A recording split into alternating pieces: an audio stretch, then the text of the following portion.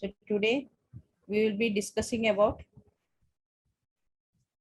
non-pharmacological management,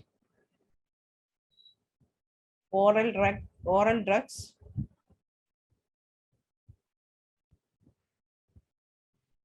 injectables in diabetes management. So this is, we expect more questions at the end of the session. I will be discussing about what are the things that we have currently with us, because diabetes is such a evolving field.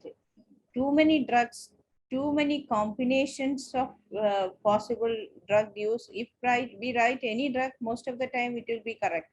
There are many drugs we can start on first initial prescription itself, but there are definite indications which drug we should be using, what combination we should be using, what are the complications we should know before prescribing a drug. So all those things we will discuss today.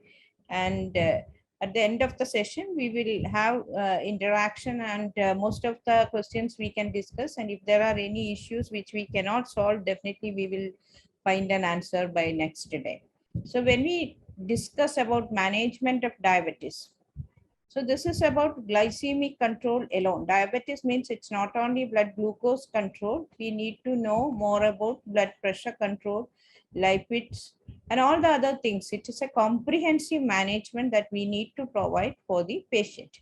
But today we will be discussing about the management with the glycemic control, how we are going to achieve the glycemic control. But the diet and exercise part obviously will help us in controlling the blood pressure. Obesity management will help in diabetes management, as well as blood pressure, reducing the cardiovascular disease. All those things will come as a combination once you put it in the real practice. So we need to manage about diet. We need to advise exercise for the patient, and what are the drugs we are going to choose, which oral drug, because there are many new drugs also. Even if we are doing a limited practice, very minimal drugs we are using for that patient might be coming from different other areas, other countries. Even in COVID we had patients coming from outside, so their prescriptions also will be different. So we need to have an idea what is the way the prescription going about diabetes. So we will discuss about it, and about injectables, specifically more about insulin. But before going to management of diabetes, the most important thing is we need to make the patient comfortable. Managing hyperglycemia doesn't put the patient into hypoglycemia. So that's why I put this slide as first before going to the entire diabetes management proper. Hypoglycemia for the patient, sometimes it means the difference between life and death. So always we must encourage our patients to have an ID card, and we should tell them on first visit itself that the diabetes is treatable. There are medications available, we need to treat them. I put this particular photograph because this patient was coming to me and he was taking an oral drug for diabetes, which was a sulfonylurea, and he was so familiar with the drug. But somehow later he came and told me that every day by 11 a.m. I lose consciousness. I will be taken to one of the hospitals. I will get some treatment. Then I'll go back. But this is not going. That is the complaint for the patient.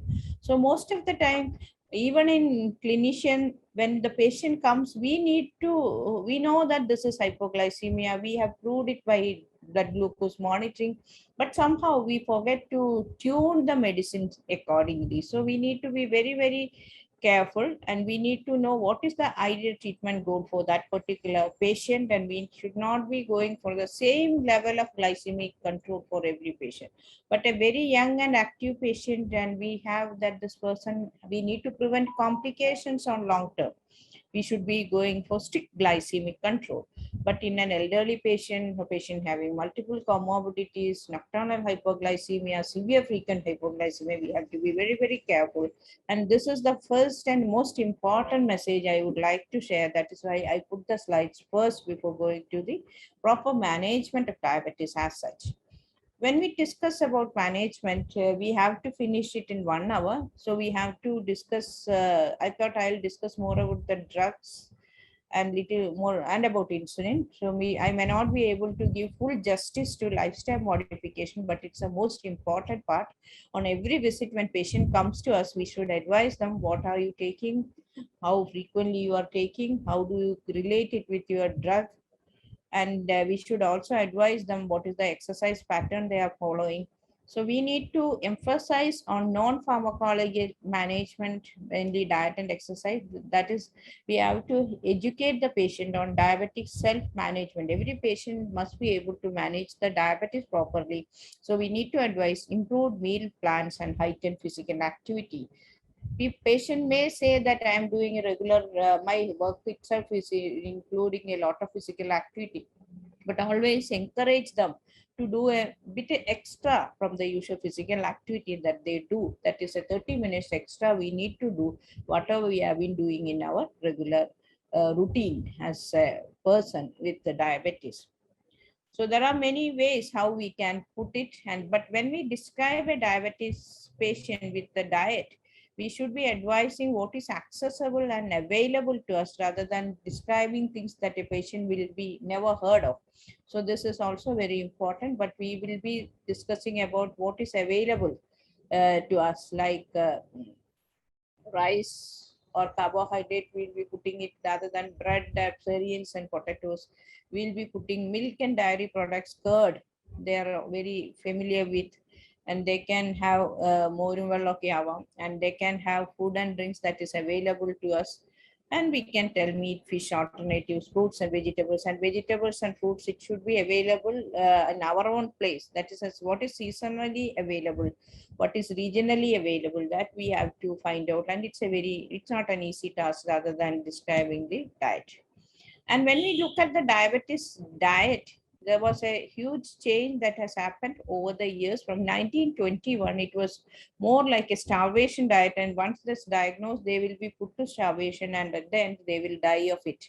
And most of the time, they die of ketosis. It could be starvation ketosis also as well. But over the years, we know that we have increased the carbohydrate content to 45 to 65%, protein 10 to 20%, and fat to about 35%. And saturated fats we always advise to reduce. So but it is we know that when we നമ്മൾ അവരോട് polished rice കഴിക്കരുത്, തവിടുള്ള ചോറ് ഉണ്ണണം, കൂടുതൽ പച്ചക്കറികൾ ഉൾപ്പെടുത്തണം, പയറുവർഗ്ഗങ്ങൾ ഉൾപ്പെടുത്തണം, fruits they should take at least 3 to 5 servings per day. All those things we have to tell them. And oil, they should not use more than at least 3 tablespoons. Per day consumption, we have to ask them what is the amount that you are taking, and you should encourage to reduce it. So all sorts of such simple things that we have to advise. And this dietary recommendations, we have to intervene what they are eating, what they are taking. We have to modify the carbohydrate content for what they are eating. So we need to sit with the patient and tell them. So this is about diet. And exercise also. Exercise, always we must emphasize the importance of exercise, because it helps to control the blood glucose. By controlling the blood glucose, definitely we can reduce the dose and improves blood pressure, blood lipids, lower cardiovascular risk. Effective weight loss is the most cost-effective means of controlling diabetes, and it is the trickiest part is a person alone will not be doing exercise at home, but we can encourage the whole family to do exercise, because the family, other members, especially children, young adults, adolescents, they all will be likely to be pre-diabetes or likely to develop pre-diabetes or diabetes. So this has to be an enjoyable activity. Then only people will be interested to do the exercise. And when we talk of exercise, we should tell them how much exercise they need to do. That is about at least about 30 minutes. But if you could do more without much difficulty, like 60 minutes or so, they can be do. But there is no point in doing a strenuous exercise for 2 days and then no exercise for the rest of the week. So we have to encourage them to have brisk walking, swimming, dancing, or whatever games they enjoy. So they can do any of the things that they enjoy, and at least minimum of 30 minutes. And there should not be a break more than 1 day. We say 5 days a week, but there should not be a break for 2 days in between. So it should be a continuous activity, and it should be a regular activity rather than restricted to 5 days or so. So that must be the importance advice that we should be giving on exercise. So diet and exercise are the cornerstone. And now we move on to the drugs. When we talk of diabetic drugs, the most important, we call it as anti-diabetic medications. I have put, this is a little bit older slide which I have prepared, but there is one drug I have obviously missed in it. I'm sure all of you will be will be knowing it. And if somebody want to tell me what it is, we can also have a look what it is. Which drug I have missed in this? If you want, you can type in the chat box. But this is the, we know that the oldest and most familiar drug is insulin. Then came sulfonylureas, then came metformin, alpha glucosidase inhibitor, glinides, thiazolidinedione, that is the pioglitazone. Now we have newer drugs like GLP-1 analogs, DPP-4 inhibitors, that are the gliptins, and we have the SGLT2 inhibitors too in this group of drugs, which I have not included in this list. Okay, so this is not very clear, but it only want to say that when a patient develop diabetes, there is a beta cell failure that is happening. That is about 50% of the beta cell has already lost by the patient is diagnosed to have diabetes. There is insulin resistance. So we need to tackle insulin resistance from day one itself. And the most important drugs that we have to tackle insulin resistance are primarily, this blue line is showing the insulin resistance. So we need to give metformin, thiazolidinedione, that's a pioglitazone, is used to tackle the insulin resistance, and we need to know which drug should be best for that particular patient. Now we move on to the most important or most commonly prescribed drug, that is sulfonylurea, and it is always because of its ability to cause hypoglycemia. We will be looking it with a bit fear by the doctors as well as patients, but we know that there are newer sulfonylureas like glimepiride is less likely to cause that much severe hypoglycemia, and we should be giving them the right advice on when to take before meals, and they should not be omitting the food. They should not be doing undue exercise with sulfonylurea. So all those things we should tell them.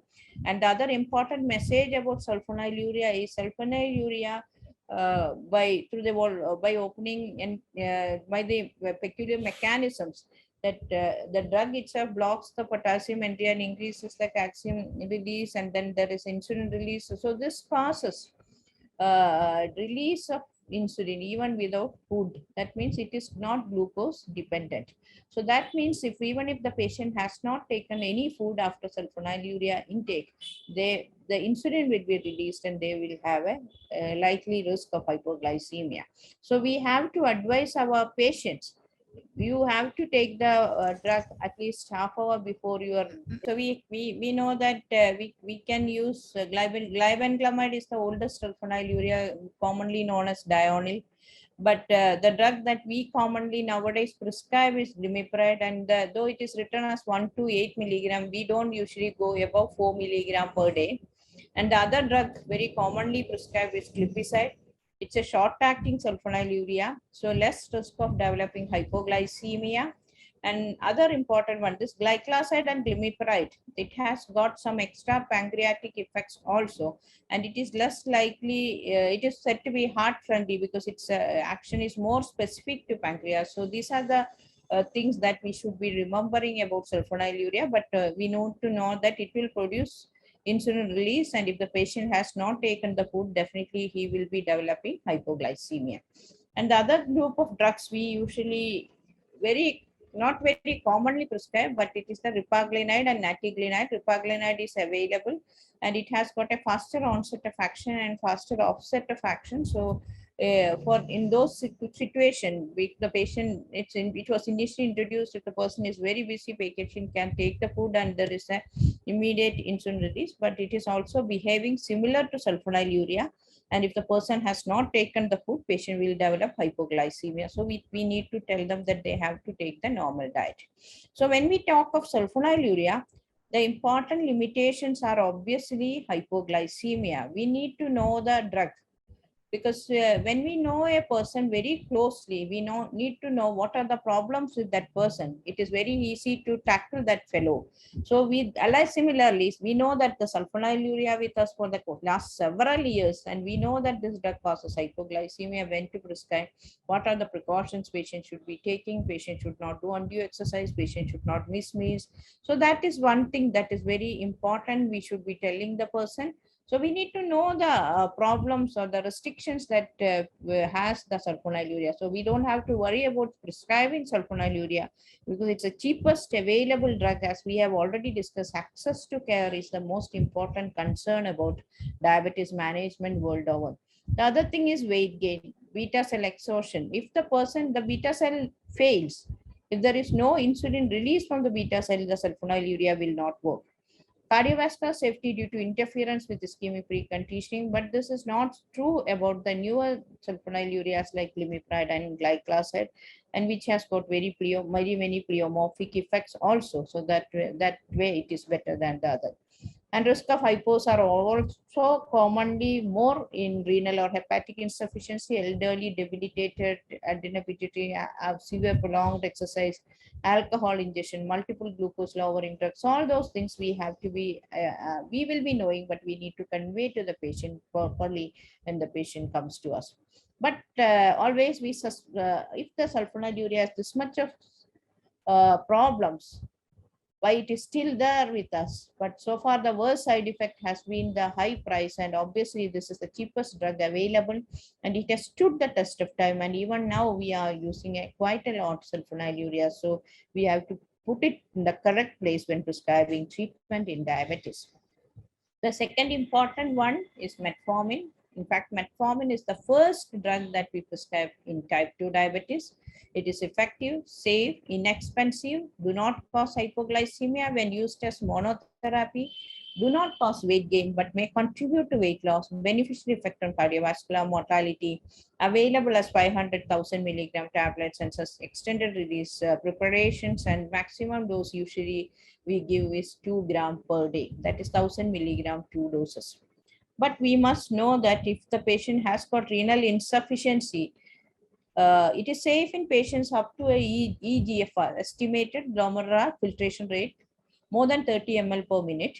But we will not be giving in severe gastrointestinal disease, because the drug itself has got some gastrointestinal problems, but it is very, very unlikely that we have to stop the drug because of the gastrointestinal symptoms.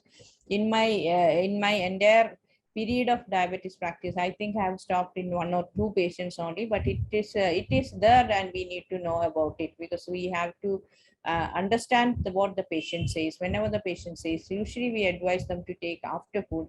And the other important concern is vitamin B12 deficiency. We have to be careful about it in on those patients who are otherwise likely to develop, like strict vegetarians or dietary fat diet. All those people we have to be careful about. And other thing is, this is not very, very important nowadays, but still, if the patient has to get admitted for some reason in the hospital, we will not be giving the patient starting on the metformin, because the time old side effect that we say as lactic acidosis is also discussed in metformin very rarely, but we should not be starting in hospitalized patients. And in any procedure, usually we stop the drug before, and we will be starting once only after the patient is stabilized, especially the patient has to go for any radio contrast or intravenous dye preparations. The third drug I will be discussing is thiazolidinediones, that is otherwise known as pioglitazone. That's only thiazolidinediones we have. The dose is 7.5 to 15 milligram daily, and it improves the sensitivity to insulin in muscle, adipose tissue, and liver, reduce glucose output from liver, changes fat distribution. Visceral fat is decreased, and it increases the peripheral fat. So it has got many different mechanisms of action. It is definitely a good molecule, but we need to be very careful because it causes fluid retention, edema, and sometimes there is a risk of fractures is also discussed. So we have to be careful when we start in perimenopausal or postmenopausal women. But otherwise, it is a safe drug if it is used very correctly. But the person who is already edematous or fluid overload state, we have to be very careful. But we don't have to stop the drug. Even in renal failure, we can prescribe the drug. It's not contraindicated in renal insufficiency. The next drug, so we have seen about sulfonylurea, metformin, pioglitazone. This is alpha glucosidase inhibitors. It's a competitive reversible inhibitors, and the drugs available are acarbose, miglitol, and voglibose.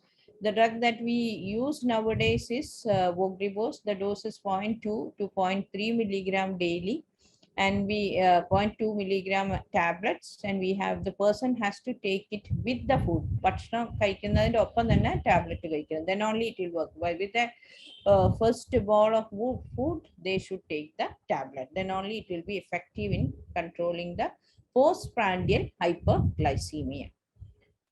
So when we discuss about diabetes, what are the problems in management of diabetes? We need to know, we should get the durability of glycemic control.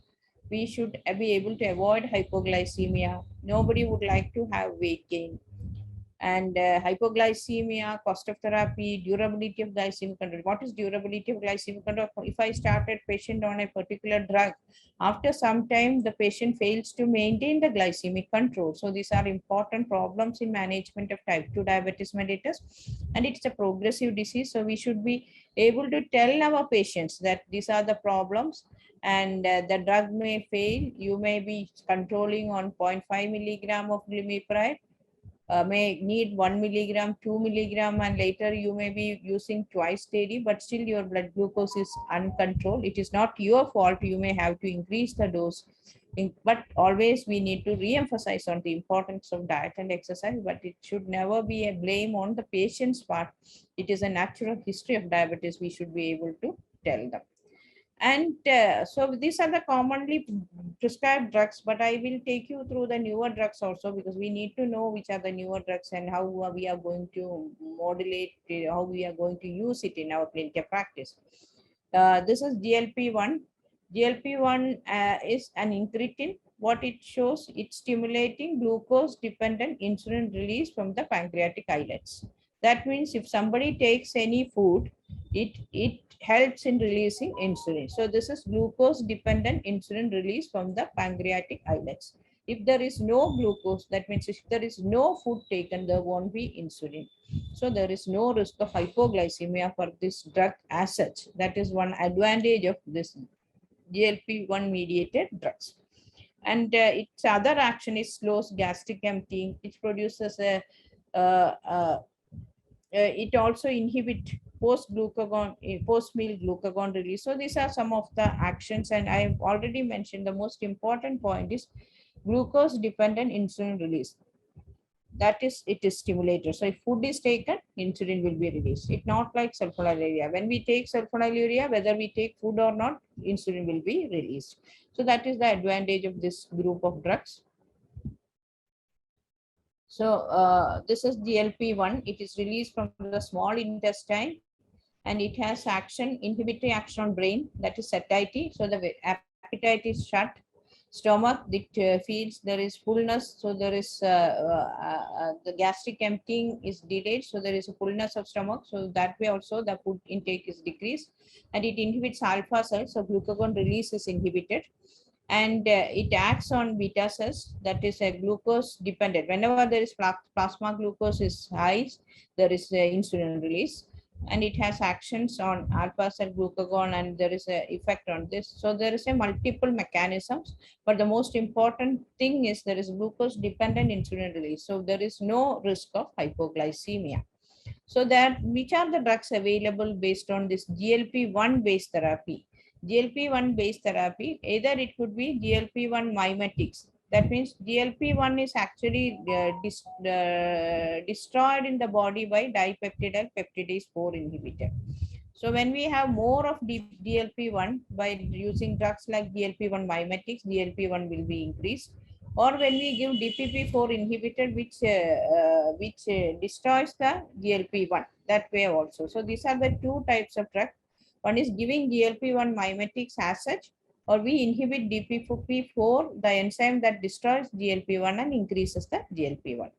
So these are the GLP-1 receptor agonists currently available. I've just listed it for your understanding because this is available in the market, some of them, and some of the prescriptions we may be seeing. So I just wanted to list it. But most of the time, the cost is the prohibitive cost always makes us a little bit hesitant to start this. And most of the time, the most important benefit is always the weight loss, and there is the most important side effect is the nausea, vomiting, and gastrointestinal symptoms, and sometimes pancreatitis. So we have to be careful about this. But the other class of drug, that is DPP4 inhibitors, which increases glucagon-like peptide 1 by inhibiting the DPP4. DPP4 enzyme is actually destroying the GLP-1 in the body. So when we inhibit the DPP4 enzyme, this GLP-1 will be increased. So these are the DPP4 inhibitors. Though I have explained the mechanism, the drug will be very familiar to you because we have heard about sitagliptin, vildagliptin, linagliptin, teneligliptin, alogliptin. So all these drugs are currently available, and there is a reduction in the price also of some of the drugs. So we might be seeing this prescription very more commonly in the future. So this is the dose of sitagliptin, 100 milligram daily. Vildagliptin is 50 milligram twice daily. And the other drug, linagliptin, 5 milligram. Teneligliptin is also very, because it's all very cheap nowadays, so 20 milligram daily. So these are the drugs currently with us. And Sita, Vilda, and Saxa were the earlier ones. Sita we can use, and we need to reduce the dose in presence of renal failure. Similarly, Vilda and Saxa. Saxa, we have some drug interactions, and we have to be very careful, and we need to monitor liver function test, and these things we have to understand. So the dose I have already discussed, so we don't have to mention it again. But what we have to understand about DPP4 inhibitors is pancreatitis should be considered in patients with persistent severe abdominal pain. Very many prescriptions we are seeing nowadays with gliptins. So patient on gliptin complains of unusual abdominal pain with or without nausea, think of pancreatitis. Very, very rare, but we should not miss it. We have to understand it, and we need to stop the drug as soon as possible unless and until we make sure what it is, what the cause for abdominal pain. And if this confirmed, while the patient on DPP4 inhibitor, patient develop pancreatitis, it should not be restarted. And we should not be initiating the drug if the patient gives history of pancreatitis. So when we start any of this gliptin, teneligliptin, sitagliptin, vildagliptin, very commonly prescribed, but we should take a moment to ask for the history of pancreatitis, and always careful about the abdominal pain when a patient is on pancreatitis. And now we move on to, so we have seen about sulfonylureas, metformin, pioglitazone, alpha glucosidase inhibitor, that is acarbose, voglibose. Then we have discussed about GLP-1 based therapy, that is mainly DPP4 inhibitor. All the gliptins we have seen. And there are a few more newer class of drugs. So I thought I'll just discuss about them also, because we know that the drugs act by either insulin secretion, that is by beta cell stimulation, as we see in sulfonylureas, as well as insulin also act by direct insulin administration. There is an increase in insulin. Or improving sensitivity to insulin, the drugs that we can use are metformin and pioglitazone. Delaying the delivery and absorption of carbohydrate from the gastrointestinal tract. The drugs that are useful are primarily voglibose and acarbose. And these are the common mechanisms. And on top, we have already discussed about GLP-1 based therapy. And one more mechanism is currently came into knowledge, and that is the increasing urinary glucose excretion. And this is caused by SGLT2 inhibitors. So SGLT2 inhibitors is the new class of drugs. So we'll just see it present almost exclusively in the proximal renal tubule of the kidneys, and it is responsible for 90% of the reabsorption of glucose in the kidneys. So there is prevent renal glucose reabsorption, and there is a potential in reducing hyperglycemia. And this is also an insulin independent mechanism of action. That means even if we use all the other drugs, we can add SGLT2 inhibitors because it is acting entirely through a different mechanism by inhibiting glucose reabsorption in the proximal renal tubule. So because of that, there is glucosuria. Glucose is excreted in urine. And because it's a different mechanism, there is glucosuria, and usually these drugs do not cause hypoglycemia, but the benefits are there is a modest decrease in blood pressure and weight. So this is the proximal convoluted tubule. There is this the S1 segment, and most of the glucose is reabsorbed here. And this SGLT2 inhibitor acts at this point, and this is inhibiting the glucose reabsorption. But we must understand SGLT2 inhibitors are also available to us. We'll see which are they, but it is not considered as initial therapy for the majority of patients with type 2 diabetes. We should begin with diet, weight reduction, exercise, metformin, and in most of the situations, we'll be starting on DPP4 inhibitors or other drugs, but definitely after metformin, there is a slot for this drug. So SGLT2 has some other benefits also. That is why I put this drug into this. It has shown some cardiovascular disease benefit in some of the patients, especially canagliflozin and dapagliflozin. It has been seen beneficial in heart failure. It has been beneficial in albuminuria, and it is used as a third agent after metformin and sulfonylurea, or as a third agent after metformin and insulin, or as the second agent when we have metformin and with the patient has got weight gain. So there are many places where we can use this SGLT2 inhibitors. We know the drug, I'll just tell the drug also, but where there are some contraindications about SGLT2 inhibitors. We know that diabetic ketoacidosis can be precipitated and blood glucose may be normal in those situations. We may not see 400, 500 and DKA, and that is known as euglycemic diabetic ketoacidosis. And if you have a patient already coming with frequent genitourinary infections, we should avoid using SGLT2 inhibitors. Type 1 diabetes, we should not be using the drug. Previous history of diabetic ketoacidosis, we have to be careful. And there are restrictions if there is renal failure. So these are some of the important, and there is some post-marketing data about bladder cancer with dapagliflozin. So we have to be very careful in some of the situations, especially when we are prescribing drugs which are not very familiar with us. So there are discussions about bone fractures and amputations also. But this is very much used nowadays. So we need to know canagliflozin, DAPA, EMBA, ertugliflozin. So canagliflozin is available. The dose is 100 milligram daily. DAPA is 5 milligram daily. Empagliflozin 10 milligram daily. Okay.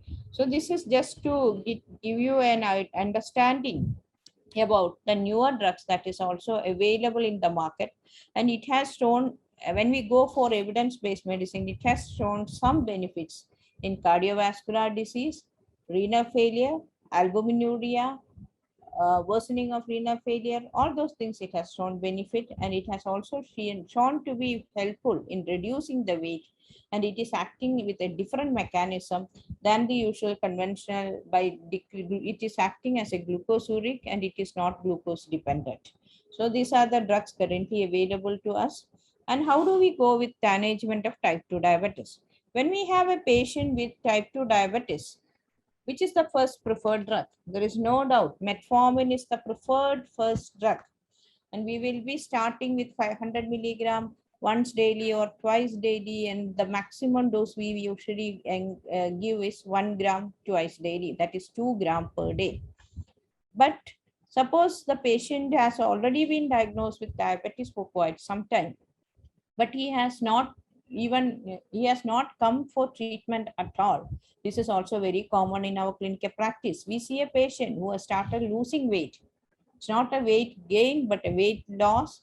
And patient has, the behavior itself shows that there is insulin deficiency because of the weight loss and some amount of dehydration. In such situation, we can start early combination therapy, especially sulfonylurea with metformin. It's a very accepted combination therapy in such situation. Which patient will go for early insulin initiation in type 2 diabetes? We should understand those group of patients. If there is weight loss, HbA1c more than 10%, Random plasma glucose more than 300 milligram per deciliter. Such sort of patients, with especially with features of hyperglycemia, like volume depletion. So we have to be very careful. We need to initiate the patient on insulin itself. So that means we have to know the patient first when initiating the treatment. But a conventional approach, if the patient gets their blood glucose tested and we diagnose it early, always the first preferred drug is metformin. So we need to go for a patient-centered approach. And that is why we have a role for combination therapy, but it is the right place we have to keep them. It's not may not be the first choice in a conventional, regularly monitored, diagnosed type 2 diabetes.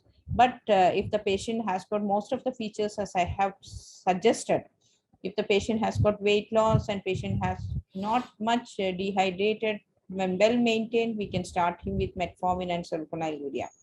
But we don't want hypoglycemia at all. There is a high risk of hypoglycemia. We may not prefer to start sulfonylurea. In that situation, we can start with gliptin plus metformin. And the other class of drugs, SGLT2 inhibitor for gliptin, is available as combination therapy. Insulin is add-on to any of the combinations, and GLP-1 receptor agonist-based basal insulin. So there are many combination therapies also available, but not get confused with the different combinations. I just want to emphasize the first drug is metformin, and then we need to choose the second drug depending upon the condition of the patient. But always it should be patient-centered, and we should understand what is available with us, how best we can do the treatment, because cost is always a concern. It is not a matter of 2 weeks or 1 month. It has to be lifelong. So we have to support the patient, and we have to do it for the best interest of the patient. And the second thing is, if we don't give a drug that is correct for him, there is all the issues of adherence that we know. Any drug in infections, tuberculosis, HIV, we always talk of adherence. But in non-communicable diseases, diabetes and hypertension also, adherence is a factor, and we need to know why this patient is not taking the drug prescribed by us. So it could be due to safety concerns, it could be due to affordability, it could be due to availability. If we prescribe a drug and that is no longer available, or the availability is very intermittent, obviously patient will stop the drug. And physician-patient communication. And we should tell them, emphasize, in a symptomatic person, we are asking to take too many drugs just by monitoring the blood glucose. So we should tell them why we are asking you to take the drug. What is the benefit of the glucose control? So we have to be very careful about giving the clear messages, and at every visit. We will be surprised to see that the patient asks the same questions again and again. So how to start treatment depending upon the onset and duration. Think of the symptoms. Is there weight loss, dehydration? Monitor vitals, body weight, BMI, do the relevant biochemical investigations, especially renal impairment or not. Education is very important in any type 2 diabetes. Smoking, alcohol, lifestyle, see the income, hypoglycemia, what is the type of job he's doing. So these are all important: accessibility, availability, affordability when we prescribe a drug in a patient. Okay, now we move on to the other side of the type 2 diabetes management, but it is also the drug that we prescribe in type 1 diabetes, that is insulin. So today, till this time, I have been talking about the management. It is always diet control, physical activity, exercise advice. Then the drugs we have seen, that are the commonly used oral drugs: metformin, sulfonylureas, pioglitazone, actabose or voglibose. Then we have discussed about all the gliptins. Then we have discussed about the gliflozin, that is SGLT2 inhibitors. And in between, we have mentioned about GLP-1 receptor agonists. All the GLP-1 receptor agonists are injectables, except a new drug that is just going to come. It has not at least in the market, that is semaglutide. Now we are moving on to insulin. Insulin is the drug for type 1 diabetes. There is no other drug currently, the sole drug. There are other drugs tried in type 1 diabetes, but the treatment is with insulin and insulin alone. This has to be very clearly told to the patient, because they will be carried away by other treatment, alternative treatment, and patient might stop the drug. And I'm sure if you have a longer duration of diabetes practice, you might have seen at least some of them who lost even life because of this. Stopping the insulin and delayed presentation with advanced diabetic ketoacidosis and other complications. Type 2 diabetes, if the patient has got very high glucose, I have already told if it is more than 300 milligram per cent, the patient has got features of ketonuria, dehydration, if the patient has got weight loss, high HbA1c, we should start the patient at diagnosis. In stressful situations like infections and infarctions, infections and myocardial infarction, stroke, even in COVID-19, if the patient is in ICU, we are more flexible and more easy for us to handle the situation with insulin. So we convert them to insulin. During pregnancy is the time-tested prescription, perioperative state, acute complications, whatever it is. And if that's very rarely, some of the patients will not tolerate the oral drugs, but it is also, as I have said, metformin intolerance. This intolerance to oral anti-diabetic drugs is also very, very unusual and uncommon, but it can occur, and we have to value the patient's remarks about any drug. And provider reluctance, we have a barrier to insulin use. We always have to give positive support to the patient. And it is an area where there is a lot of medication errors and prescription errors are happening, even in educated people. Don't take them for granted that they understand what we have told. Usually they make mistakes because they fail to understand what we tell them. So it is not their mistake, it may be our mistake. So we have to be very careful, and we must make sure that the patient understood the dose that we have told, the way they have to administer. And very many errors we have seen again and again, even in the educated class, even in the healthcare provider group. So we have to be very careful when we prescribe this, and don't take it for granted that they know everything.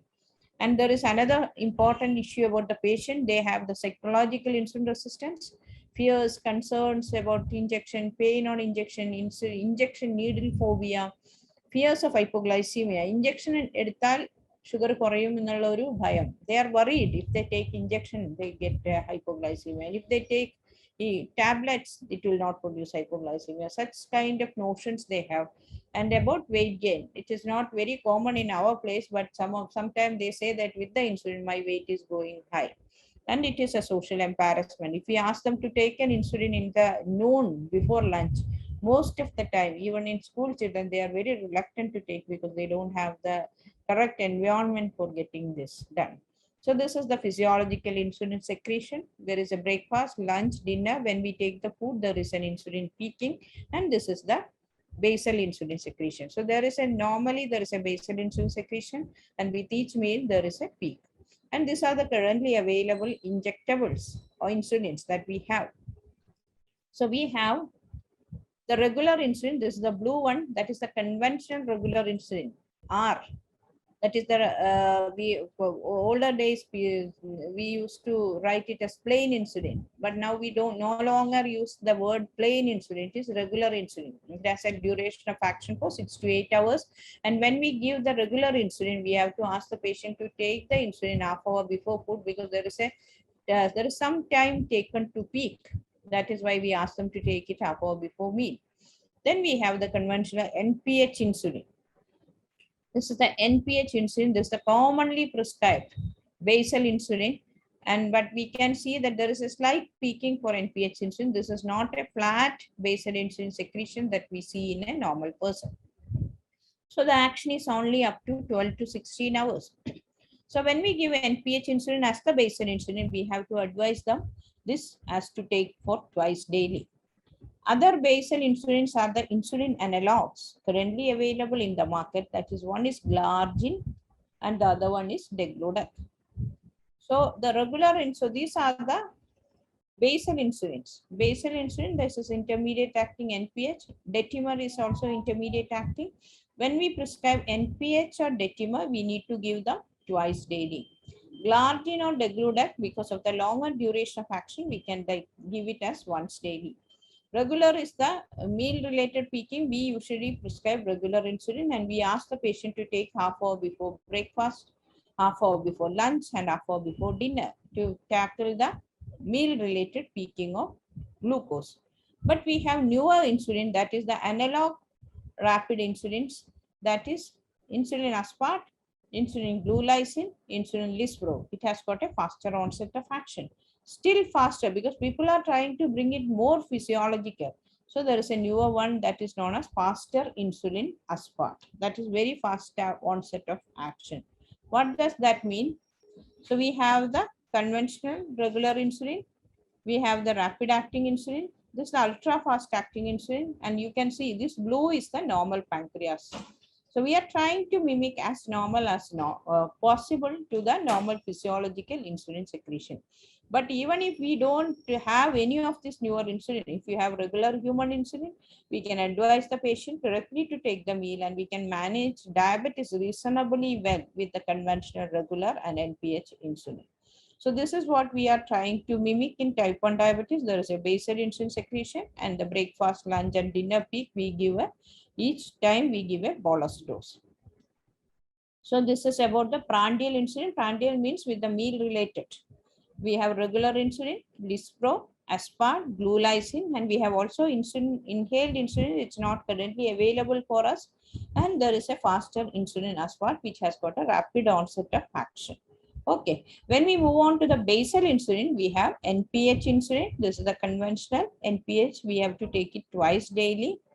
And these are the other analog basal insulin. Detimer also we have to take twice daily, but glargine and degludec, these are the analog basal. We can advise them to take once daily. But the available one in our hospitals, we have regular and NPH. Regular they have to take half hour before meal. NPH they have to take twice daily. And there is a co-formulation. We have two types of insulin pre-mix. We know that we have 30 by 70, 50 by 50. All these are pre-mixed insulins. But the other one, there is one insulin available that is co-formulation, that is insulin degludec plus aspart. So it's a two insulins in a single vial. Okay. So when we do an insulin order, especially in the hospital, we have to be very, very careful about giving an insulin order. It's an injection order, and if the patient is not clearly taken, if the sister is not clearly understood our order, there may be hypoglycemia or other problems. And in an ICU patient, there may be arrhythmias and other things related to hypoglycemia. So we have to discontinue, check blood glucose, and value has to be written. And what is the basal insulin that we are prescribing? What is the dose we are giving? What is the meal related insulin we are giving? All these things we have to tell very clearly, and it should be clearly written. So prescription must be complete. And when we have blood glucose less than 70 milligram percentage, we need to tell them that recognize hypoglycemia and hold the treatment. So we have to have a blood glucose in all admissions, steroid treated patients, and we need to make a diagnosis in hospital admissions. That means if you don't have a blood glucose, even one value more than 140 milligram per deciliter, we have to be careful, and we have to see whether this patient has got underlying diabetes or not. Now we move on to how we give the insulin. I have already told we have a bolus insulin, basal insulin, and correctional insulin. Bolus insulin is the pre-meal insulin. That is the pre-meal regular insulin administered. But we know that we have a busy hospital. Most of the time, sister will not be able to give the injection at 7:30 where the patient is taking the breakfast at 8 a.m. So that is a challenge. But at home, they can very clearly give we can very clearly give the instruction, you take the injection at 12:30 and have food at 1 o'clock. And we have to tell them that if you have symptoms of hypoglycemia, if you have glucometer at home, you see the blood glucose. And if it is less than 70 milligram per deciliter pre-meal glucose, hold the insulin, take some food, take your lunch. If it is ready, the time for lunch, and then repeat the blood glucose. So we need to tell some simple tips when we advise insulin. That means we have to sit with the patient, we have to take the confidence of the patient, and then we have to tell them about starting insulin. That is about regular insulin. Basal insulin also we can give NPH insulin or the peakless insulins like degludec and glargine, which are the analog insulins. So the available insulin, the program Mitai, we are giving analog insulin, both basal and bolus for our children. Okay, but in the hospitals, most of the time we are still maintaining on regular and NPH. So this has to be very clearly understood, and we must ask what is the treatment the patient is getting. So if the patient is on insulin use, we have to know what is the type of insulin, what is the unit that they are using, and what is the concentration that they are using. So there are so many things. So we have to know what is the bolus insulin, that is the pre-meal glucose, pre-meal insulin that we are giving for the meal related insulin. Then we have to know the basal insulin, that is the basal insulin that we are supplementing for the taking care of the basal insulin secretion, and the correction insulin. Correction insulin means suppose the patient has got a 250 milligram blood sugar pre-lunch, and actually we wanted a pre-lunch sugar as 150. That means the blood sugar is, instead of 150, it is 250. That means we have 100 milligram more at the pre-lunch. So we have prescribed 8 units for the meal, but patient has got 250 instead of 150. We can ask them to take 1 unit extra for the additional. Like for 150 milligram, they can take 1 unit. So we can ask them from, instead of 8 units prescribed, they can take 10 units. So this will correct the hyperglycemia of that particular point. That is known as correction. So there are ways how to we use the correction factor, but we don't have to go into it. We don't want to confuse it. Okay. And in type 2 diabetes, type 1 diabetes, there is no controversy or confusion. We need to give basal insulin, we need to give bolus insulin. But for easy administration, especially children going to school, especially from the limited resources, they don't prefer to get an injection with the pre-meal lunch. That's why most of them go with the 30-70 before breakfast and before dinner. But their have noon meal usually uncovered, and they adjust the food also accordingly, some of the children.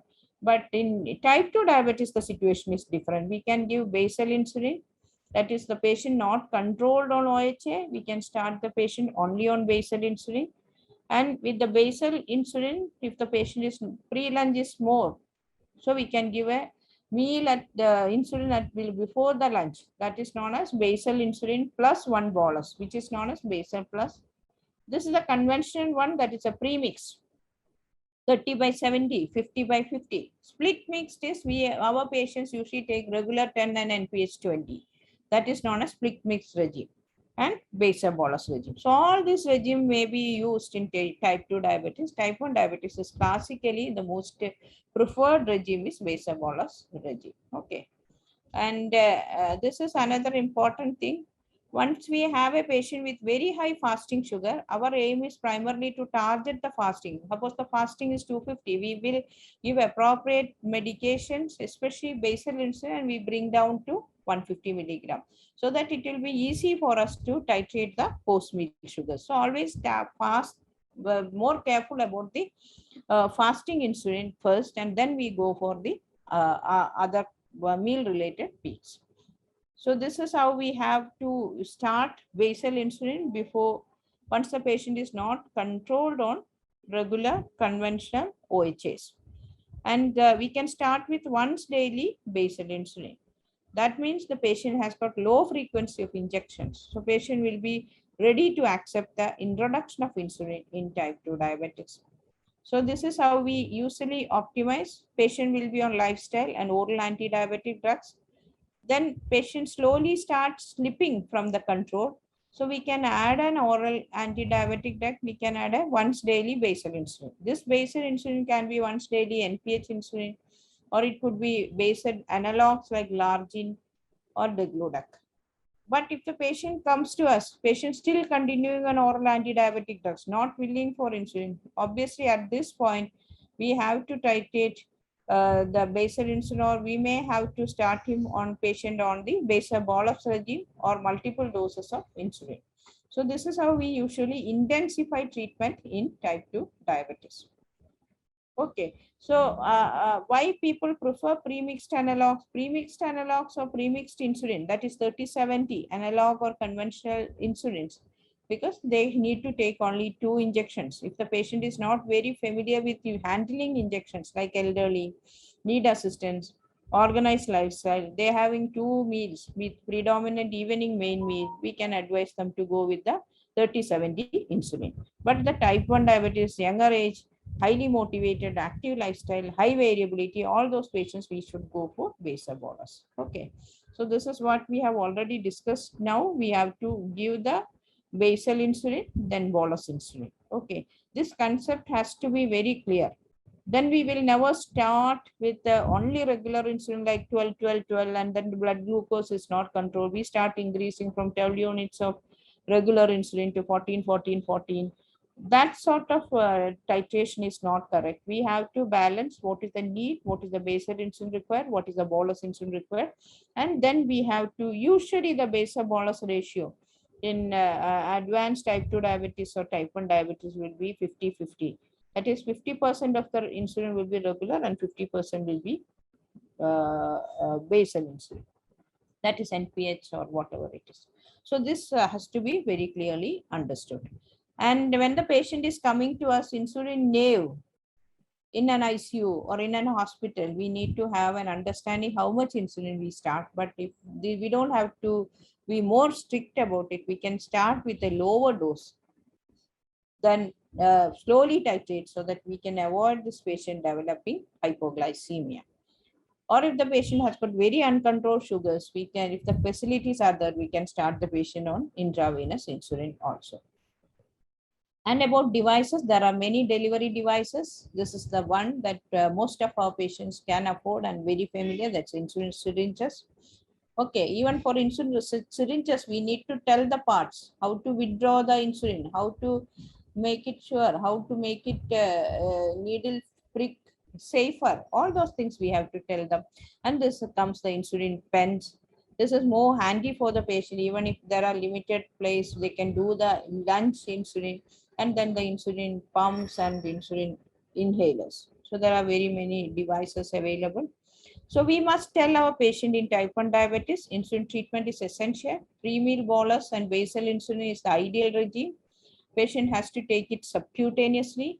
Always tell for injection site rotation. Otherwise, the absorption may be different from those if we have a patient develop lipohypertrophy and all. And proper insulin injection technique, we should see that the patient is doing it correctly. It is subcutaneous plain and not intramuscular, especially in very lean people. And we must always tell them the hypoglycemia training and what are the values, what we should be doing. And when the patient is on needles and syringes, the other thing we should be telling, strength is 40 international unit per ml and 100 international unit per ml are available.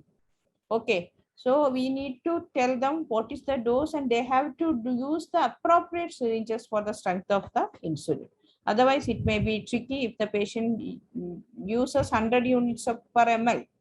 So 1 ml will be 100 unit. And if he takes a syringe of 40 unit, thinking that 1 ml is 40, patient may develop severe hypoglycemia. So this has to be very, very careful about storing insulin in the 4 to 8 degrees centigrade. They should not be keeping it over the refrigerator on a hot window pane. All those things we have to tell, how to mix insulin, what is the subcutaneous spray. So we have to train them very genuinely and clearly. So you may be wondering what it is. This is, I've just put it, when we write a language, this is Malayalam, but the computer or my Mac doesn't know it and why it, that is why it's appearing like this. So if you don't communicate clearly, if you don't tell the patient the way they need to understand, they will be understanding what we say it like this only. That is why they are making more mistakes than actually we believe. So we should tell everything, where to take, how to mix it, and about 40 IU, 100 IU, all those things. And if we don't tell them very clearly, such infections and lipoatrophy and lipodystrophy, hypertrophy, all those things can happen, or this can be prevented. And adjusting insulin dose, this is also, I thought I will just mention it. If the fast patient has got pre-lunch, blood sugar is high, we have to titrate the insulin that we have taken with before breakfast. The bedtime, night pre-supper, before food insulin is high, that means we have to titrate the pre-lunch. That means the insulin taken before this particular period. Fasting sugar is high, we have to titrate the evening bedtime NPH or the analog insulin. So this concept has to be there.